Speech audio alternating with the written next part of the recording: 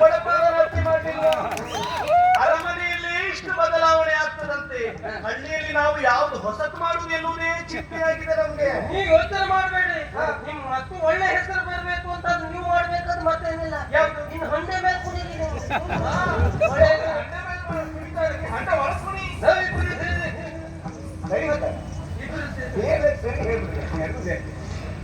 ಅದಲ್ಲ, ಬದಲಾವಣೆ ಎನ್ನುವುದು ಅರಮನೆಯಲ್ಲ, ಅದು ಹಳ್ಳಿಯಲ್ಲಿ ಆಗಬೇಕಾದ. ಸರಿ, ಒಬ್ಬ ನಾಡಿನ ನೇತಾರ ಹೀಗಾಗಬೇಕು, ಶಿಸ್ತು ಅಂತ ಹೇಳಿದ್ರೆ ಹೀಗೆ ಅಂತ ಹೇಳಿದ್ರೆ ದೊಡ್ಡ ಆಗ್ಲಿಕ್ಕಿಲ್ಲ.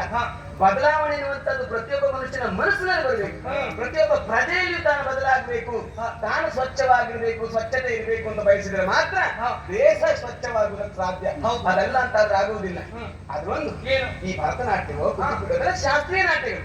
ನೀವೀಗ ಮಾಡಿದ ಈ ಕಂಸಾಳೆ ಜಾನಪದ ನಾಟ್ಯ, ಅದು ಜನಪದರಿಂದ ಅಂದ್ರೆ ಅಜ್ಜನಿಂದ ಮಗನಿಗೆ, ಮಗನಿಂದ ಮೊಮ್ಮಗನಿಗೆ ಹೀಗೆ ಬರುವಂತದ್ದು ಸ್ವಲ್ಪ ಮಾರ್ಪಾಟು ಆಗಬಹುದು. ಹೌದು, ಈ ಶಾಸ್ತ್ರೀಯ ನಾಟ್ಯಗಳು ಹಾಗಲ್ಲ. ಮತ್ತೆ ಅದು ಸರಿಯಾದಂತಹ ಒಬ್ಬ ಸಮರ್ಥ ಗುರುವಿನಿಂದ ಸರಿಯಾದ ರೀತಿಯಲ್ಲಿ ಅಭ್ಯಾಸ ಮಾಡಬೇಕು ಕೆಲವು ವರ್ಷಗಳ ಪರ್ಯಂತ.